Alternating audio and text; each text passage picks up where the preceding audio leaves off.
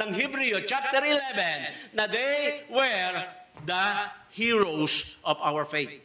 Di ba? Naging maganda yung mga patutuo po nila. Bakit po? Hindi sumuko eh. Amen?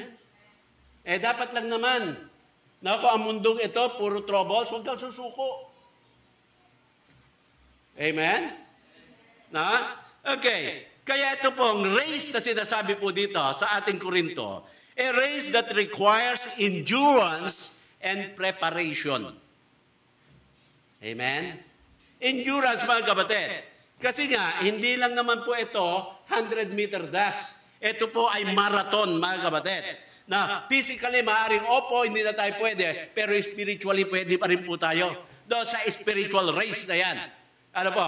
Kaya dito, when trials come, ang mangyayari po, napakarami po mga pagsubok na darating po sa atin. At minsan, pag dumating na po yung pagsubok na yan, doon po tayo parang umaayaw eh. Amen? Minsan meron tayong mga salita, kung kailan naman ako naging matapat, saka ako naman naranasan ito. Buwasok na ba sa inyo yan? Kung kailan naman ako naging involved sa gawain ng Panginoon, bakit dumating yung mga problema na ganito? Kung kailan ako naging malapit sa Panginoon, bakit ganito? Alam niyo po mga kapatid, minsan ganun eh. Ngayon isipin niyo po mga kapatid, kung dumating yan na malayo ka sa Panginoon, baka nagpatiwakal ka na eh. Amen?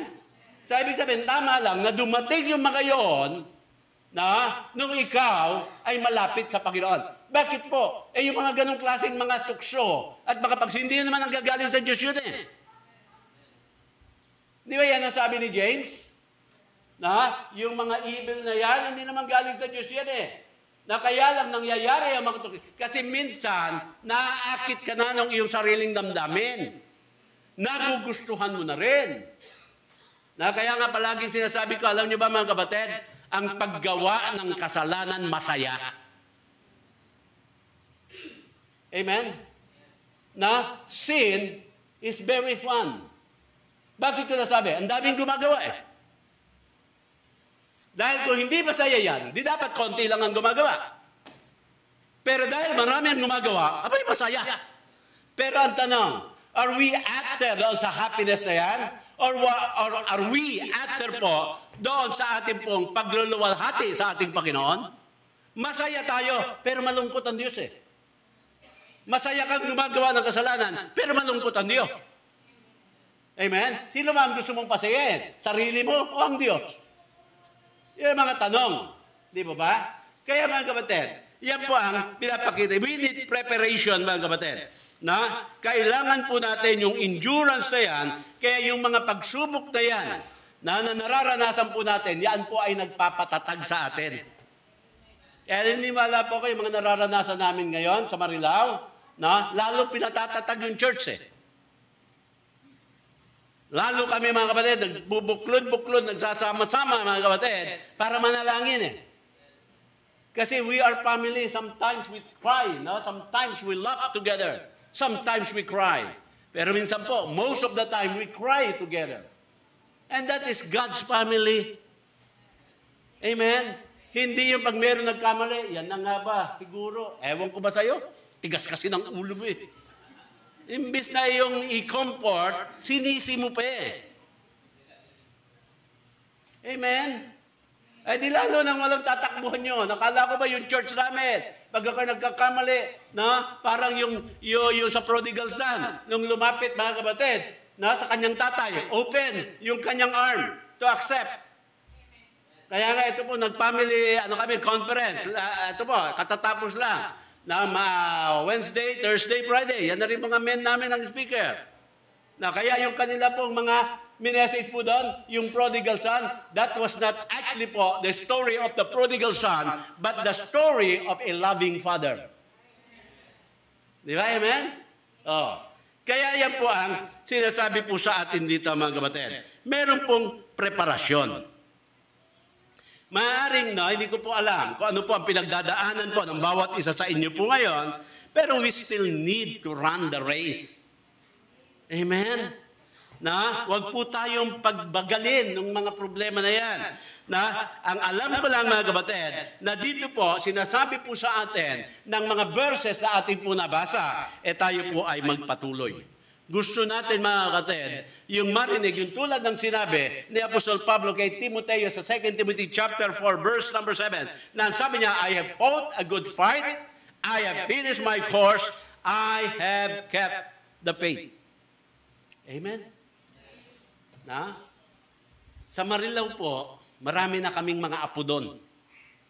Kasi 40 years na siya, or 37 as organized church. Ibig sabihin, yung mga member namin noon, yun po yung mga Sunday school teacher. Mga Sunday school pupil o estudyante. Ngayon sila na po yung mga young pro. So magkakaanak yan, mga apo na po namin yan. Di ba? Kaya ang amin pong goal po dyan, mga kapatid, na kaming mga adults, ipakita namin sa kanila na kami ay nanindigan para sa Panginoon, hindi kami basta-bastang nayanig sa problema, para yung susunod na generation na yan, sasabihin nila, si Lolo nga naging matatag, si Nanay nga naging matatag, si Lola nga naging matatag. Hindi ba napakaganda nun? Amen? Hindi mga kapatid, no? Na yung mga idol ng ating mga apo ay yung mga artista. Nalala ko nung araw, meron po kami isang bata, nasa seminaryo pa lang ako. Siguro mga 3 years old, tsaka 4 years old, magkapatid niya. Kukuha po yan ng tuwalya, itatali sa leeg, lulundag, Superman! Yung babae naman, mga kapatid, sasabihin niya, Wonder Woman! Sabi namin, pambira kayo, halika nga kayo. Tinuruan namin, dapat hindi si Superman ang idol nyo. Dapat ang inyong idol ay si Brother Ebert, si Pastor Tabanda. Kaya ang ginawa po, nung bata, naglagay uli ng tuwalya, talig, sumisigaw na pa, Super Tabanda! Ganun ang sigaw niya. Tapos yung babae naman si Wonder Woman, Wonder Gloria Ebert. Dapat lang kung merong hahangaan yung mga apo natin, mga Bible character. At yung kanilang mga lolo, lola, tatay, nanay sa church na nanindigan para sa Panginoon. Amen. Hindi yung mga idol nyo, yung mga Koreano. Yung mga K-pop, nagka-lete-lete yung traffic dahil sa mga Coldplay ba yun? Ano yan? Bira. Siguro mga 3 kilometers, inaabot ka na higit sa oras para makatawid. Amen? Baka meron nanood dito Bumila kayo dyan. Amen? Hindi po yun mga kapatid. Mananampalataya ka sanlibutan yan Kaya sabi ng Panginoon sa akin, meron kang kapayapaan. Pag nandoon ka, merong kapighatian. Amen? Pati mga buhok ng Koreano Noong araw, mga Pilipino, gusto maging Amerikano. Kaya nagti-TNT sa Amerika. Ngayon, mga kapatid, dahil sa Korea, walang visa. Ngayon naman, gusto nila maging Koreano. Marapit na tayo ma-outnumber ng mga Koreano dito sa sarili nating bansa papasok pa yung mga incheck. Yung pa naman ang ating hinahangaan. Ewan ko ba? Ano ba ang merong sa Koreano na hangang-hanga ang mga Pilipino? Dahil ba mapuputi sila? Ganun ba? Makikinis?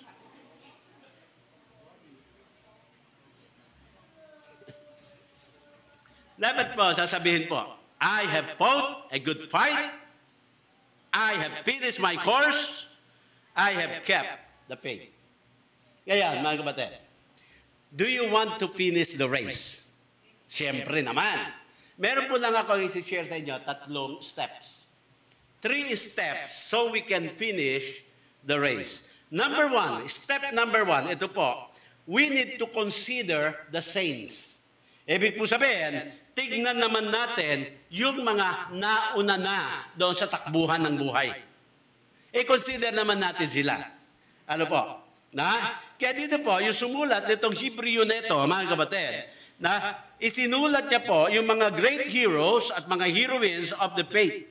These people are the great cloud of witnesses. Di ba doon sa verse 1 na nabasa natin, na merong multitude of clouds of witnesses? Diba na, parang imagine natin ngayon, tayo po ay nasa isang arena, hindi po yung Philippine Arena, isang arena mga kapatid, o isang stadium, na maraming mga tao nakapaligid mga kapatid. Tapos yung mga yon ang nag-cheer para sa atin. Kinitiya, sige, kaya mo yan, sige pa, di ba? O may mga problema, kaya mo yan. Na lilipas din yung mga problema na yan. Manindigan ka lang sa bayan. Yun po yung ginagawa eh. Na ito po mga mananampalataya na nauna na sa atin, they are cheering for us na kailangan magpatuloy lang po tayo.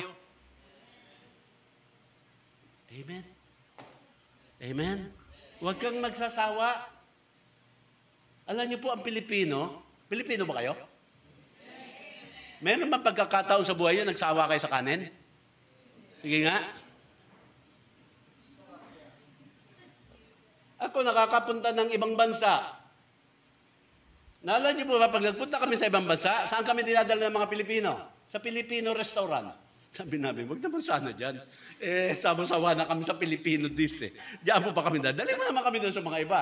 So dadali kami sa Chinese restaurant. Chinese restaurant, kanin pa rin po yun eh. Di ba? Pero naranasan namin, sabing gano'n, nung nag-house ba na member, sabi niya gano'n sa pastor, well, I have a problem, pastor. Sabi ng pastor, what is your problem? Well, I don't know how to feed the Filipinos. Paano niya raw pakapakainin? Sabi naman ng pastor, well, now just feed them anything with rice. Anything with rice daw. Na alam nila, talagang makakakanin tayo eh. So kinaumagahan po, mga kapatid, ang amulsan namin, kanin tsaka pancake. So kanin po, ulam namin pancake. Siyempre, mga bisita ka doon, Pilipino tayo, so eat all things without murmuring. Sa kaka na lang namin kinuwento doon sa pastor, sabi namin, ikaw pala may kasalanan dyan eh. Sabi mo sa amin, give them, basta rice, anything with rice. Ayun. Nahiya tuloy yung aming host. But anyway, let us consider yung mga saints po na yan. Kaya ito po, nag-cheer po siya. Ito pong tatlo pong bagay. Tingnan niyo. They have run the race. Ibig sabihin, ito pong mga nakasulat sa Hebrews chapter 11. Tumakbo po ng kanilang mga karera po yan eh. They did not run perfectly, but they ran. Amen? Katulad si Peter. Di ba sumablay si Peter? Sabi nga ng Panginoon, Peter, loves thou me more than this? 3 times na tinabayan siya eh. Di ba? Kasi 3 times siya dininay. But makikita po natin, he did not run well, but he did run. Amen? Marami pa po, mga kapatid, na maraming sumablay, pero sila ay tumakbo pa rin, mga kapatid. Nakatapos pa rin sila ng kanila pong takbuhin. Kapatid, sabi po, hindi po dapat natin binibilang kung ilang beses tayo nadadapa. Ang dapat binibilang mo kung ilang beses ka babangon. Pag nadapa, bangon. Pag nadapa, bangon. Now, if you fail a test, in order for you to pass the test, is to retake the test. Amen? Nung college po ako, engineering po kasi ako eh. Alam niyo itong mga taga-Marilao yan. Alam niyo ba yung subject na trigonometry? Alam niyo po ba yan? Sino may paborito dyan? Ako po, paborito ko yan eh. Kasi 5 semester ko po kinuha yan bago ko maipasa. 2.5 taon. Engineering po. Napakahalaga po sa engineering ng math. Sige lang, mga kapatid. Enroll ako, pagdating ng titignan ko yung aking yung class guard, bigla ako mapapakantang, failing, my grace is failing. Alam niyo ba yung kanta na yan? Feeling yan hindi failing. So kakanta na naman ako. Let me try next sem. Let me try next sem. Kuha na naman. Bubaksak na naman. Hanggat tong panlima, siguro nagsawa na sa akin yung teacher, pinasa na ako. Pero yung mga, kasi yan, meron po mga strength of materials, meron na po yan yung mga, marami po. Ibig sabihin, prerequisite ito para makuha mo yung mga higher math. Natapos ko na po yung mga higher math. Pero itong prerequisite, hindi ko maipasa-pasa. So retake lang ng retake.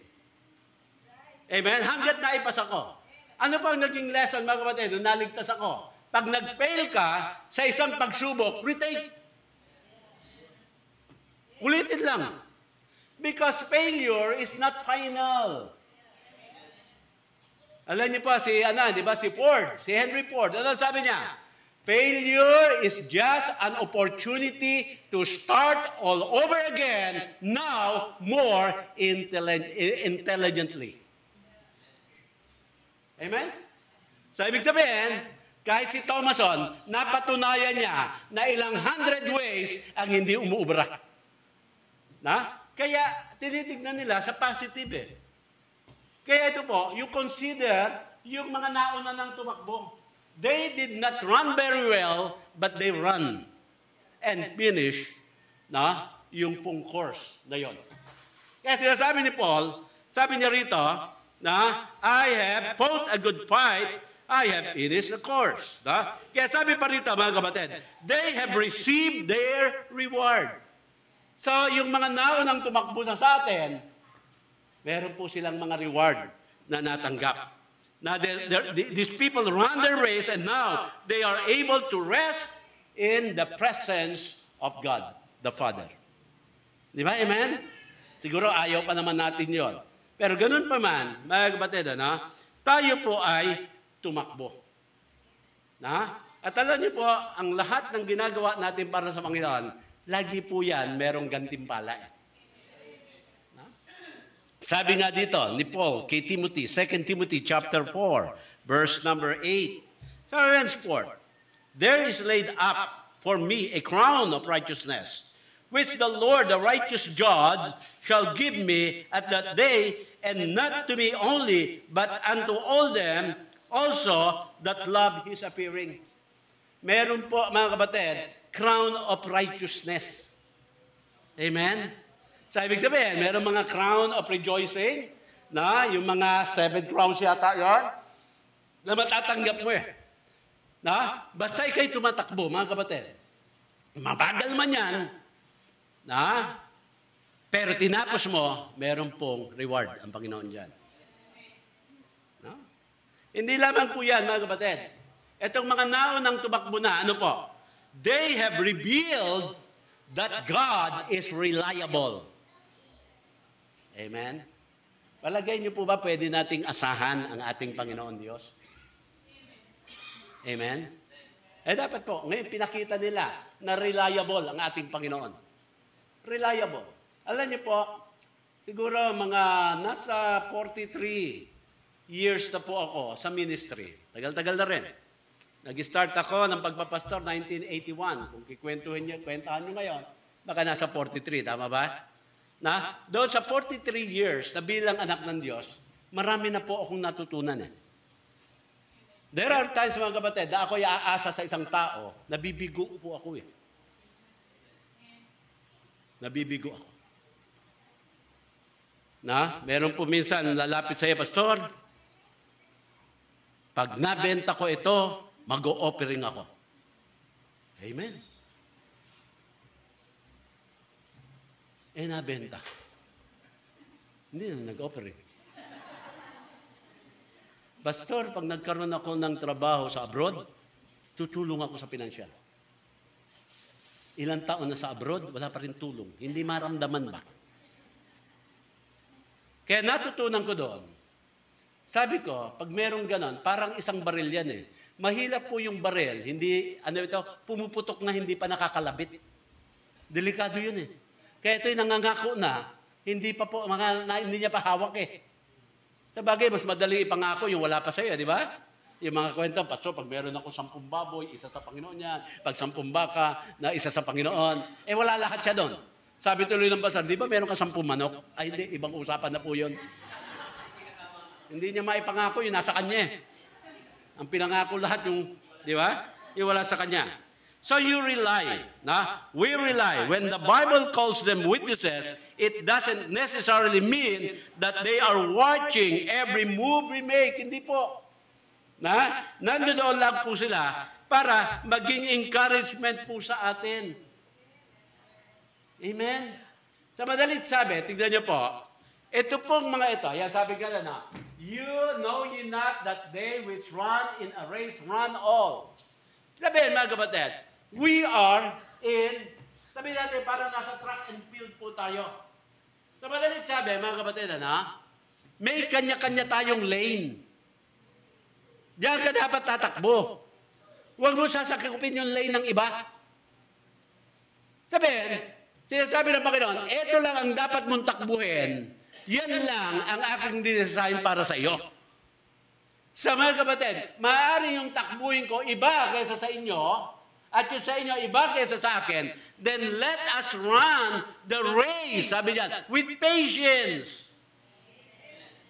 Amen? Kaya nawawalan ka ng pasensya, kasi nga, mga kapatid, ang tinatakbo mo, hindi naman para sa iyong takbuhin eh. Hindi ka naihanda para doon. Hindi ka, mga kapatid, nag-practice ng endurance para doon. Kaya, mga kapatid, dito makita po natin, they have their reward. Itong mga nagsatakbuhan na ito. Makita niyo po, iba naging ministeryo ni Apostol Pablo. Iba naging ministeryo ni Pedro. Iba rin mga kapatid, yung kay Elijah, yung kay Elisha. Iba lahat sila eh. Kay Moses, kay Adan. Lahat yung mga yan eh. May kanya-kanya po silang racetrack mga kapatid. Doon lamang po sila tumatakbo. Kaya sabi ni Paul, I have finished my course. I have kept the faith. Yan ang sabi niya. Natapos niya po. Bakit? Yung kanya lang kasi ang tinakbo niya. Amen? Kaya yung mga iba, kaya minsan kayo napapagod, hindi naman para sa inyo, ginagawa nyo eh. Masyado kasing mapaka-elamero eh. O paka-elamere, hindi naman para sa iyo yan eh. Amen? Kaya let us consider the self. Pangalawa po step number 2. Consider the saints. Pangalawa po, consider the saint o the self. Ikaw mismo. Kailangan mga kapatid. Una, we must make proper preparation. Amen? When there is a race to be run, yung wise runner must make careful preparation. The same is true in a spiritual race as well. We will never reach our fullest potential for the Lord until we are willing to make the preparation and sacrifices that are necessary for running the race. Balik po tayo, rewind. Kay Dingdong ba yun? Rewind? O rewire? Rewind. 1980. Nananalangin po ako. Sabi ko, Lord, saan po ba ako mag-uumpisa ng gawain? So, ang ginagawa ko po dyan, every 2 a.m., every day, bumabangon ako para manalangin. Ando pa ako nakatira sa seminary noon, sa Mandaluyong. 2 a.m. Luluhod po ako doon sa labahan, kasi po open yun, parang azotea.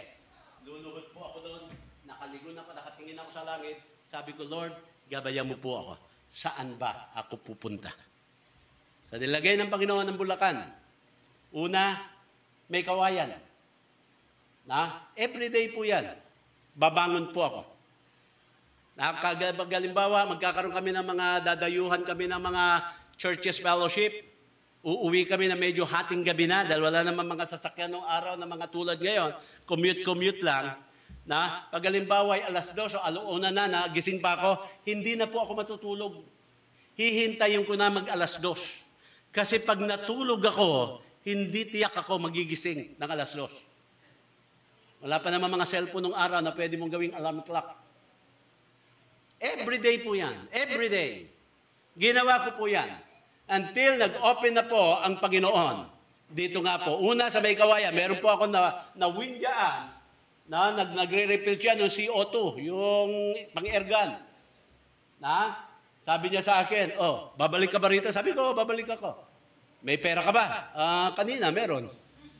Kasi pamasahe ko, one way lang, galing Mandaluyong eh. So pinakain po ako, binigyan uli ako ng 20 pesos. Yung araw kasi, ang 20 pesos, one way, papuntang Mandaluyong, sobra na yon. Sabi sabihin, the Lord provided. Hanggat ang nangyari, na-lead na nga po ako dito sa Marilao. Sabi sabihin, mga kapatid, merong preparasyon. You prepare yourself sa spiritual marathon na yan. You prepare your soul, yung iyong puso, mga kapatid. Palakas ka dapat sa Panginoon. Amen? Gusto mo pagpalain ka ng Panginoon? Bigyan mo siya ng dahilan para ikaw ipagpalain. Amen? Gusto mo pagpapala, hindi mo naman siya binibigyan. Bakit ka ba pagpapalain? Gusto ko mo magkaroon ng pera, aanuhin mo. Yun ang tanong ng Panginoon. Pag sinabi, ibibigay ko pa sa gawain ng Diyos, yun, binibigyan mo ngayon siya ng dahilan para ikaw ay blessed. Pero bigyan mo po ako ng pera para makabili po ako ng cellphone. Baka sagutin ka naman, manigas ka. Amen? Oh. Yan, sila malunoon. Na mga high school pa lang nung dumating sa amin. Nag-college po yan. Hindi naman mayaman yan, sila Nanay Linde. Talaga naman biyaya lang ng Panginoon. Ano ang turo ko sa kanila? Na mag-Bible study kayo dyan sa mga campuses na yan. Na mag-soul winning kayo dyan. Dahil pag nakita ng Panginoon na nagagamit kayo dyan sa mga campuses na yan, magpapadala uli ang Panginoon ng pag-enroll nyo sa susunod na semester. Ay, nakatapos. Amen? Biyaya ng Panginoon.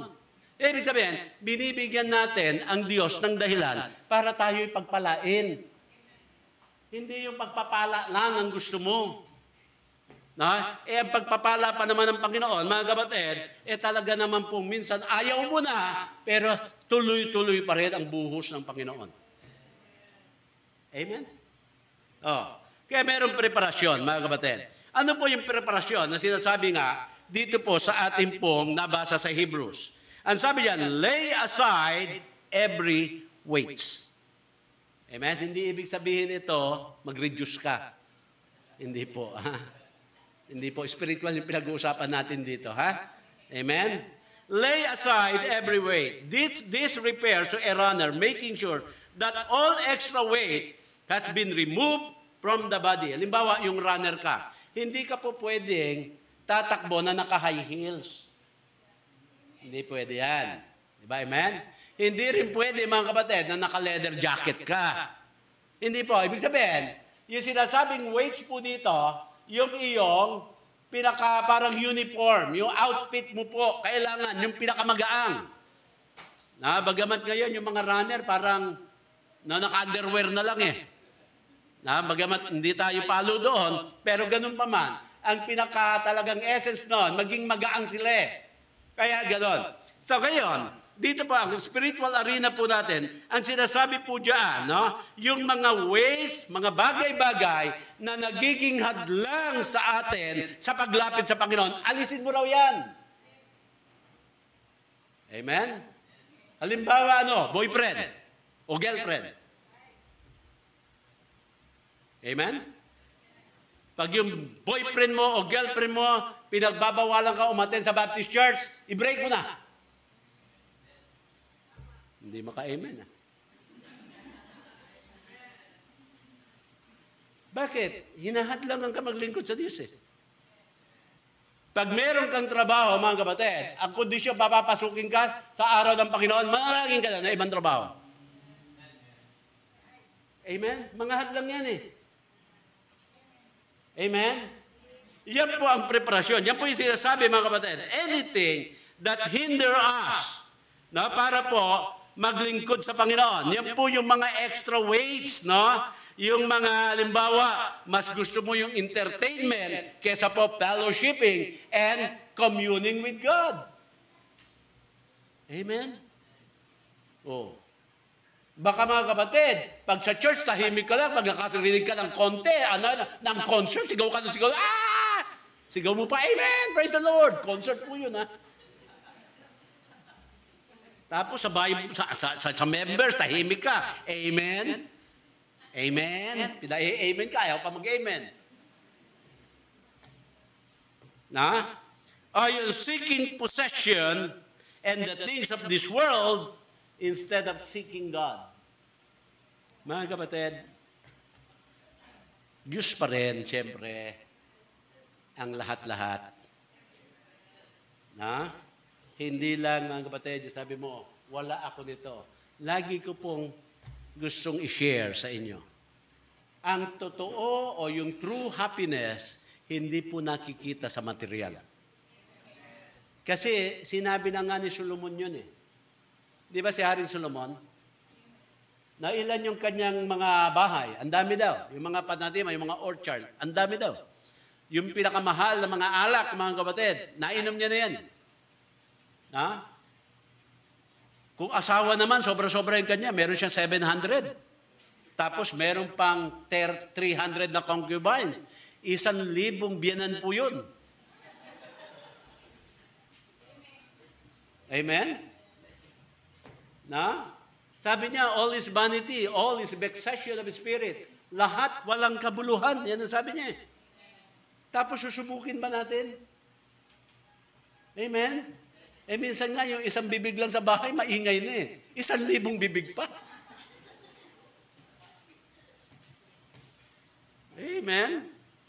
So yan po mga kapatid. Sabi dyan sa atin po, no, lay aside all weights. Tapos hindi lamang po yan, lay aside all sins which easily besets us. Ibig sabihin, ito po yung besetting sin. No? This refer to the sins which cling to or distract or entangle, no, and trip, no, para magang yung mga nagpapabagal sa iyo sa paglilingkod sa Panginoon. Naalala niyo po yung mga barko, di ba yung mga barko? Meron niya ang mga season, kailangan idaong po yan, tapos lilinisin nila. Di ba? Tatanggalin yung mga talaba, yung mga shell na dumikit na po doon. Bakit po nila tinatanggal doon? Kasi yung po yung nagpapabagal sa takbo. Pag ang barko pong malaki, bumagal ang takbo, mabigat mga kapatid, na mas malakas ang konsumo. So nalulugi sila sa biyahe. Kaysa po, iangat nila yan, saka ipalinis. Buwan po ang ginagawa dyan para po malinis yan. So sinasabi dito, yung mga besetting sin na ito, yan po yung mga pabigat eh. Ano ba ang pabigat sa iyo? Amen? Ano ba yung nagpapabagal sa iyo? Ba't hindi ka makagawa ng mga desisyon para sa Panginoon? Ipanalangin mo po yan. Amen? Baka meron ka pang mga bisyo na hindi pa naisusuko sa Panginoon. Tao po. Baka ang iba sa inyo, mga kapatid, tumitira pa ng sigarilyo. At na mga toma-toma, tumatagay pa kayo. Amen? Sabi ko nga na, ang sigarilyo, hindi kalooban ng Diyos. Kasi ang bibig at ang ilong, hindi po ginawa ng Panginoon yan para labasan ang usok. Tama po ba? Amen? Oh. Kung kalooban ng Diyos manigarilyo kayo, dapat yung bumbunan natin may butas. Meron chiminiya ba? Doon lalabas ang usok. O hindi ka, dito sa may likod mo, lalagyan ng tambutso, doon lalabas ang usok. Pero ibang usok na yun pag lumabas doon. Na? Sabi ka ba, ayaw ng Panginoon. Amen? Kaya ano man ba yung nagpapabagal sa atin, na lay aside na po yan. Tapos sabi po dyan, sa talata pa rin natin, diyan sa Hebrews, let us run with patience. Amen? Alam niyo po, alam ko marami kayong mga hinihiling sa Panginoon. Baka hanggang ngayon, hindi niyo pa nakakaptan yan. Pero sabi nga dito, let us run with patience. Alam niyo po ba, yung waiting, yan, patience po yan, ano? Yung waiting is part of your faith. Alam niyo po ba yan? Ibig sabihin, na kung talagang pinagagana mo yung iyong faith, then you will wait. Maghihintay ka. Diba? Nung sinabi ng Panginoon, I will supply all your needs. Bakit hanggang ngayon wala pa? Sabi ng Panginoon, wait. Wait. Amen? Huwag kang magmadali. Alam niyo po, there is power in waiting. Sino sa inyo nakapanood nung Braveheart? Sino ba? Mel Gibson, di ba? Di ba nung sinisugod na sila, naka-formation ganon? Di ba? Amen? Palapit na yung sumusugod sa kanila. Marami din mga sundalo eh. Ano sila sabi ni Mel Gibson? Wait! Wait! Wait! Di ba? Nung alam niya, ando doon na sila sa range mga kapatid. Sabi niya, charge! Talo yung kalaban. Bakit po? They waited. Paano kung yung order na charge? Ando doon pa lang. Yung mga pana nila hindi umaabot. Ninagsayang lang sila ng mga palaso. Amen? Kaya sabi ng Panginoon, wait! Wait! Pag sinabi ng Panginoon, go! Then go. Hindi ba? Uso pa ba ngayon yung CAT? CMT? Hindi na, no? Nung kami kasi po, kami ang huling-huli ng PMT at kami ang unang-una na CMT. Yan. Dati kasi third year pa lang. Meron na. Ngayon fourth year, di ba? Di ba? Pag nagkaano ka dyan, sabi ka, forward march. Pag medyo nauna ka, sisigaw yung commander, do not anticipate the command. Give me 10. Di ba? Push up ka naman ngayon. Ina-anticipate. Ibig sabihin, wala pa yung pinaka-word na dapat kumilos ka, inuunahan mo. Merong penalty. Ganyan din ang Panginoon. Dapat yung pagpapala nasa iyo na, pero masyado ka kasing maaga. You did not wait. You did not run with patience. Nang lupay-pay ka na, akala mo, hindi na darating yung pagpapala ng Diyos. Pero sinasabi lang ng Panginoon, you wait, you wait, you wait. Amen? Kasi tignan nyo, mga kapatid, ilalagay ka ng Panginoon sa racetrack mo. Takboy mo yan. And just wait. Naglalaro ba kayo ng basagan ng palayok? Yung man tawag doon, basagan ng palayok. Ano napapansin nyo doon? Pag ikaw na yung papalo, ang ingay, di ba? Di ba? Kanan, kanan, kaliwa, kaliwa, abante, abante, atras, atras, palo, palo, palo. Alam nyo, gusto nyong matutunan kung paano kayo mananalo doon? Meron pong sikreto. Ang gagawin mo, lalapitan mo yung isa. Yung boses mo lang, pakikinggan ko. Kapag sinabi mo, maabang ako, tulutang ka. Pag sinabi mo, kakaliwa ako, boses mo lang. Kasi marami magsisigawan Ngayon, pag naka-blindfold na ako, hihintayin ko sa kanya. Pag sinabi niya 3 hakbang, boses na yun. Kaliwa! Di ba? Pag sinabi niya, palo! Sigurado, sa pulyon. Bakit? Sinunod mo yung boses niya. Panalo. Ganyan din po mga kapatid. Kung boses lang ng Diyos ang pinakikinggan natin. Kasi kung kani-kaninong boses ang pinakikinggan mo kaya lalo ka naliligaw Amen? Meron pa namang sisigaw dyan sa pasakan ng, di ba, paluan ng palayok. Yung talaga ililigaw ka Kakaikot mo pa lang 5 hakbang ka pa, palo ka agad ang sinisigaw Palo, palo. Pero kung isang tinig lang ng Panginoon. Amen? Kaya you consider yourself. Handa ka ba? Ihanda mo ang iyong sarili. Makinig ka sa isang tinig lamang at ito nga po ang Word of God. So salamat sa Panginoon, mga kapatid. Na tayo po ay nakakapagpatuloy. At syempre po, yung ating course nito, parang individually designed. Maaaring matakot ka, bakit ito, pambira itong kapatid nito, napakahirap ng kanyang naranasan. Maaaring hindi naman ganun yung para sa iyo Kasi mga kapatid, alam ng Panginoon na sa alabok tayo galing. So ibig sabihin, alam ng Panginoon ang kakayanan natin. Alam ng Panginoon kung hanggang saan lang ang lakas natin. Kaya hindi kanya bibigyan na hindi mo kaya. Yan po yung sinasabi ng 1 Corinthians, 10:13 ba yun?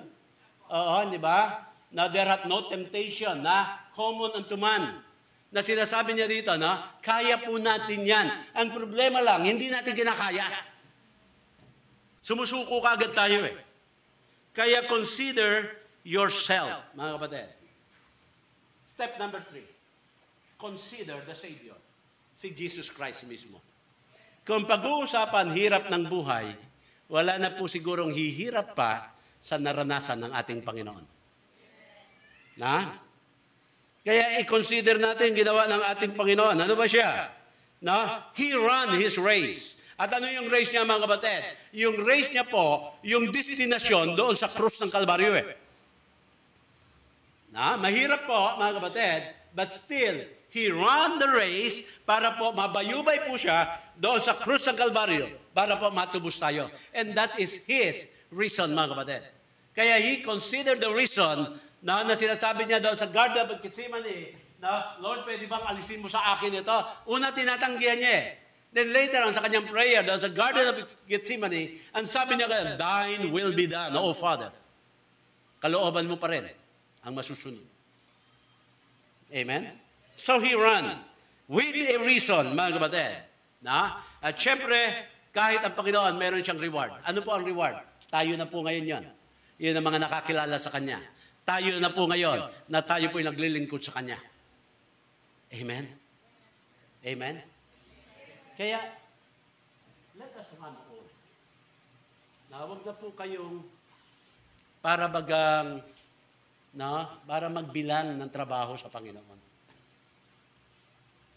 Di ba sabi ko sa inyo last time, every day, yung mga members namin, tinetext ko, more than a year na po yan.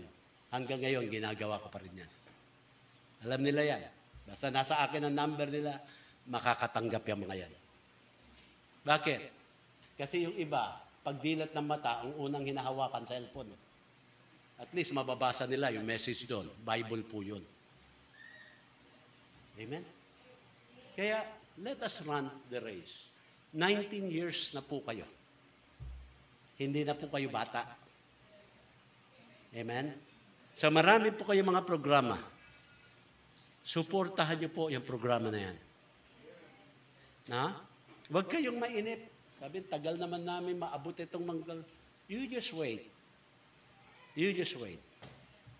Kasi pag dumating na po yan, baka hindi na kayo magkaugaga, mga kapatid, para saluhin ang blessing ng Panginoon. Just wait. Amen? Kayong mga kabataan, lumaki kayo dito. You plan, na yung pamilya nyo, dito nyo dadalin. Yung mga apo, dalhin nyo rin po dito. Kaya nga sabi ko sa church, ang gusto ko po, yung aking mga na-dedicate na mga bata noon, ako rin na magkakasal. At pag nanganak po sila, ako rin na magde-dedicate. At yung mga anak nila, na pag nag-asawa, ako pa rin na magkakasal. Biro nyo po, parang ayaw ko mamatay eh. Pero yun ang gusto ko, yun ang aking pangarap.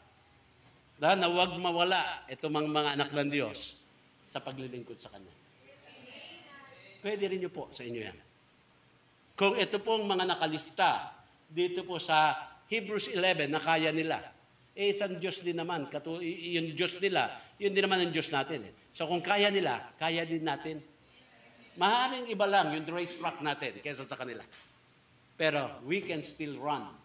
Maybe we cannot run better than they, but they run and we must run with patience. Hintay lang.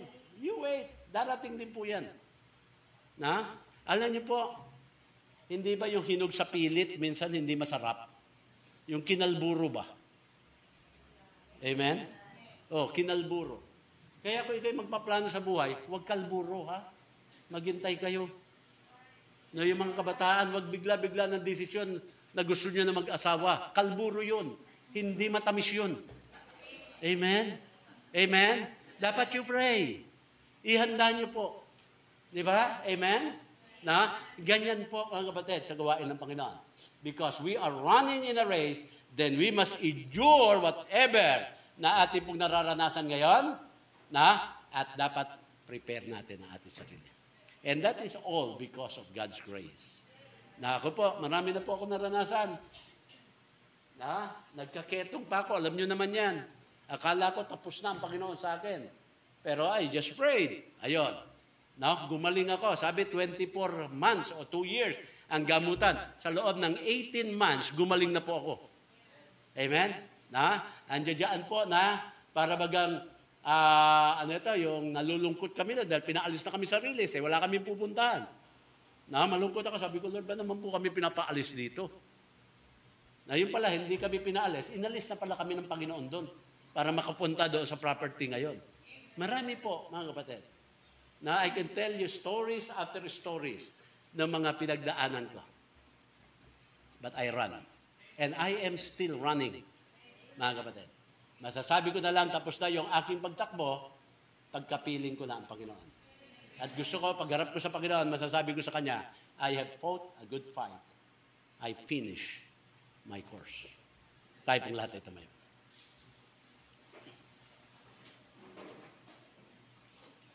Tayo po'y manalangin.